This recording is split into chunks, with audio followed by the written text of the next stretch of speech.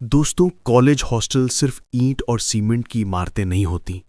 वे अक्सर एक शहर से दूसरे शहर आने वाले हजारों छात्रों के सपनों, उनकी दोस्ती और रातों की कहानियों का घर होते हैं।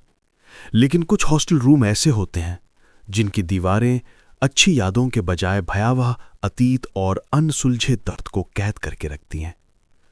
आज की कहानी है ऐसे ही एक रूम की, शहर के सबसे पुराने इंजीनियरिंग कॉलेज के हॉस्टल में स्थित रूम नंबर 13।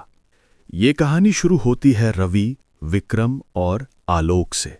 रवि शांत स्वभाव का था, हमेशा लॉजिक की तलाश में रहता। विक्रम मजाकिया, बेफिक्र और कहानियों पर आसानी से भरोसा न करने वाला था।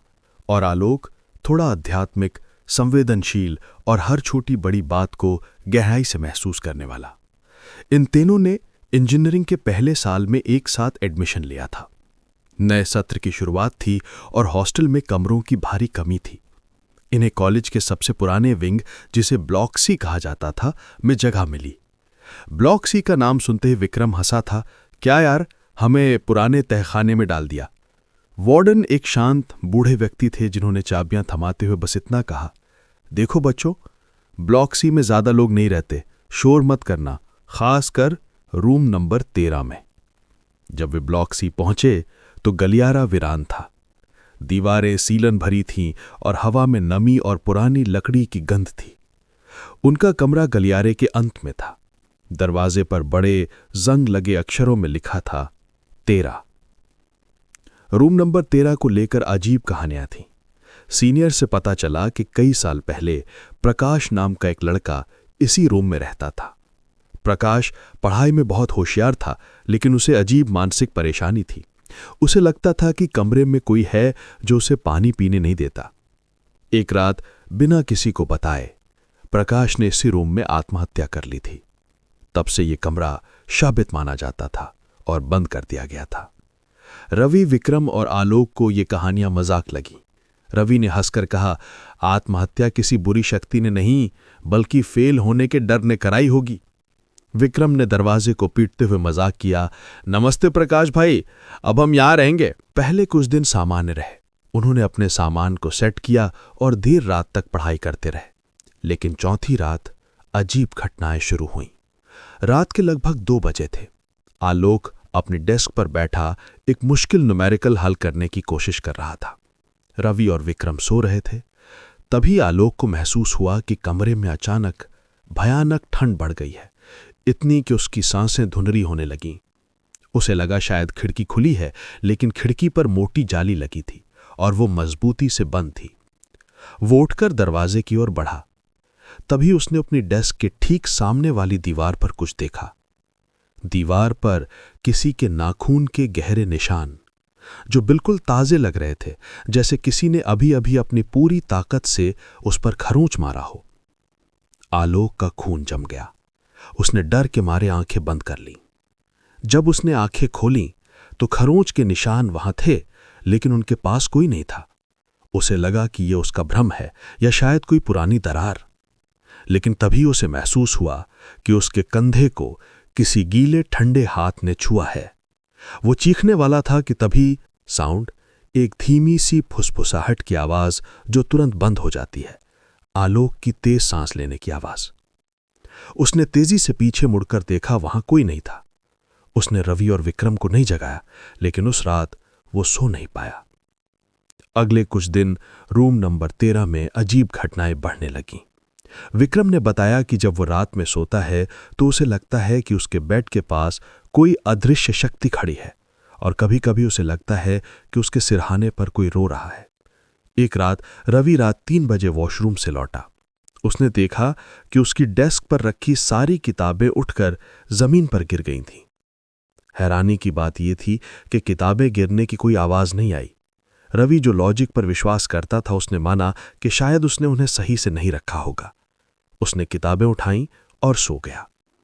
लेकिन सुबह जब वो उठा तो उसने देखा कि उसकी किताबों के कवर पर पन्नों के बीच पानी के गीले निशान थे।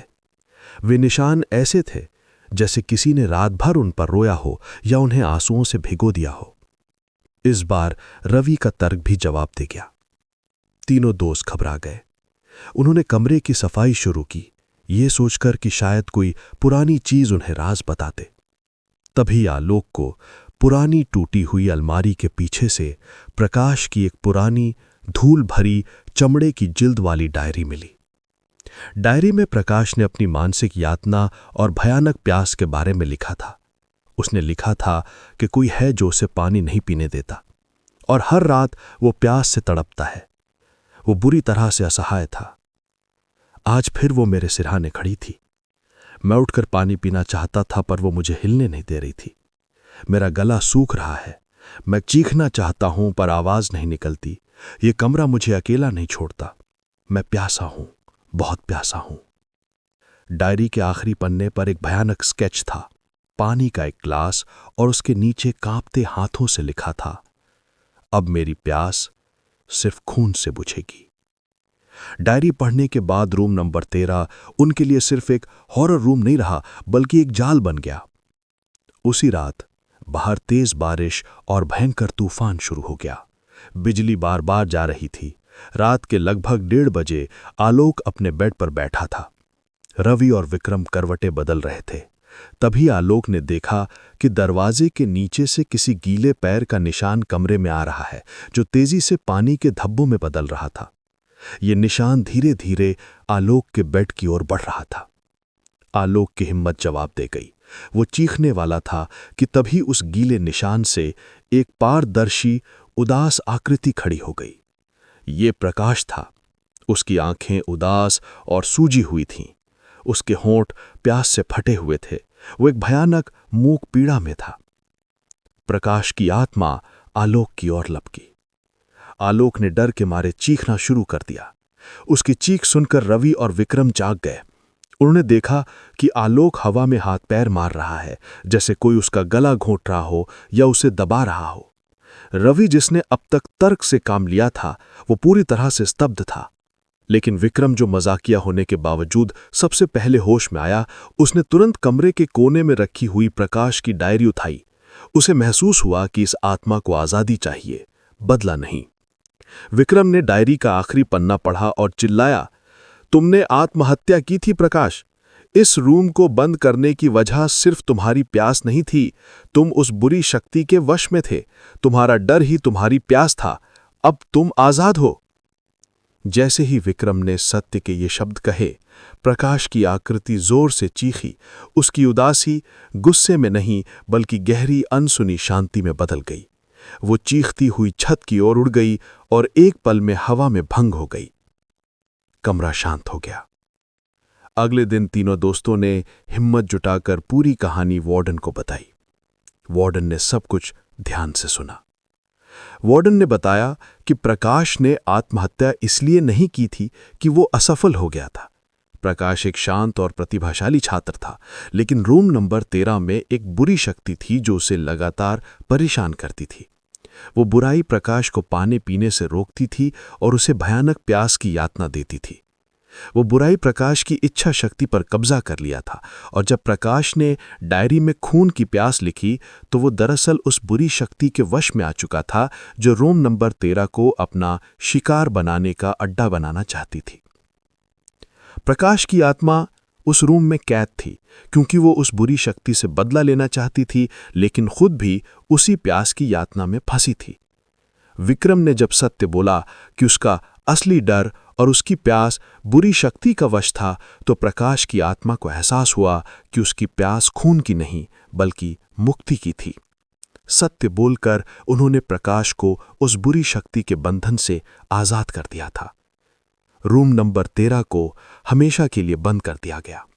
लेकिन आज भी जब रात में पुराने ब्लॉक सी के गलियारे से कोई गुजरता है तो उसे उस रूम के दरवाजे से हल्की सी उदास पानी टपकने की आवाज आती है, जैसे प्रकाश की यातना हमेशा के लिए शांत हो गई हो और रूम नंबर 13 अब सिर्फ एक पुरानी कहानी बनकर रह गया हो। रूम नंबर 13 ने उन्हें सिखाया कि डर सिर्फ भूतों का नहीं दोस्तों, बल्कि अधूरी इच्छाओं और अनसुलझे दर्द का भी होता है जो हमेशा के लिए इमारतों में कैद हो जाते हैं। उस रात उन्होंने सिर्फ एक हॉरर कहानी नहीं जी, बल्कि एक आत्मा को मुक्ति दिलाई।